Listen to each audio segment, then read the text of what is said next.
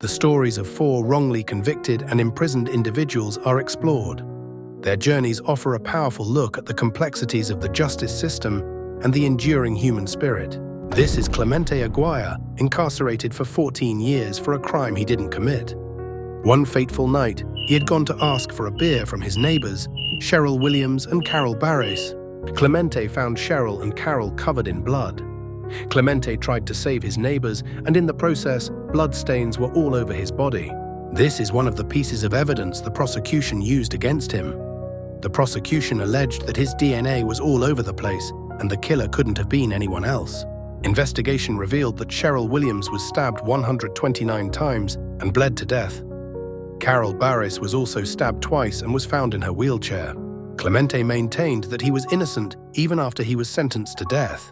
I didn't do it. I don't kill nobody. Evidence would later show that 3 finger marks on the back of Cheryl belonged to Samantha Williams, her daughter.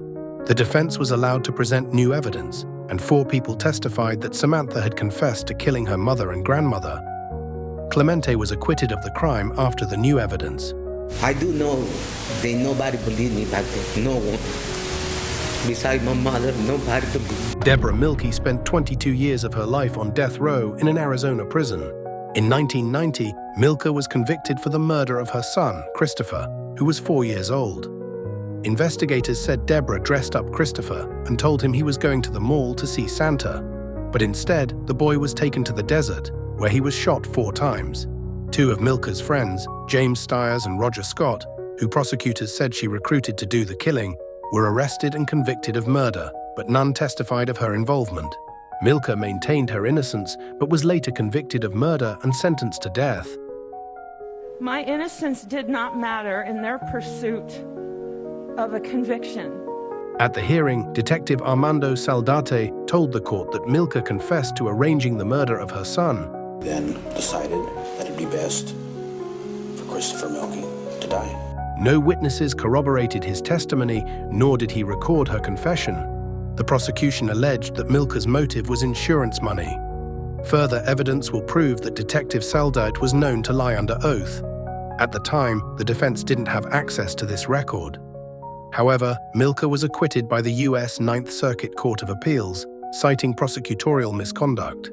I always believed this day would come. I just didn't think it would have to take 25 years, 3 months, and 14 days. This is Robert Springsteen, one of the men accused of killing 4 teenage girls at a yogurt shop in Austin, Texas.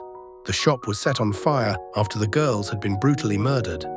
The fire was started to cover up the crime. Robert Springsteen and 3 others, Michael Scott, both 17, Maurice Pierce, 16, and Forrest Wellborn, 15, were friends and interrogated regarding the incident. One of the suspects was caught with a .22 caliber revolver at a mall. Meanwhile, 3 of the victims were shot with a .22 caliber gun and the other a .38 caliber weapon. Springsteen initially denied any involvement. The problem is, we got to get to our options. I cannot give you any more truth than I've already given. Where do we go from here? Why can't you? Because you're going to dig yourself into that thing? Well, you're already there. You've already dug the hole. The hole's there. Oh, that I'm in it. I don't know. That's what I keep telling you guys. I mean, my God, this was 7 years ago. But this is one of the most significant things that ever happened in your life. That's what I keep trying to explain to you. If I was there and I partook in this, I would remember these things. And you do remember these things. No, I don't. No, I do not. He later confessed to the crime after long hours of interrogation. He was sentenced to death, but was reduced to life after the Supreme Court ruled that juveniles could no longer receive a death sentence. Robert and Scott were convicted based on their confession. Both later claimed that the confession was false, but a result of coercion. The Texas Court of Criminal Appeals acquitted Springsteen and Scott because their confessions were improperly used against them as evidence and a violation of their Sixth Amendment right to cross-examine witnesses.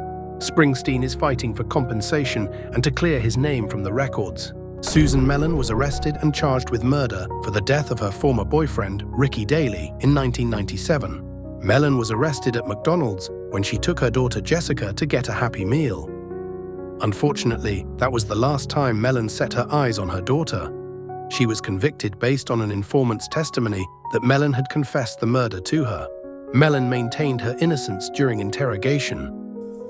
When I went home, I would never, from my heart and my soul, I would never let somebody do that to anybody. I didn't hate Rick. I would never let anybody do something I hated. I still, I had feelings for the man. He was a good man. He was good to me. He was good to my kids. He loved my kids. And I went to the funeral, and it's like, it was a sick thing. Mellon told the investigators she was ready to take a lie detector test, but they refused. Hold on a second.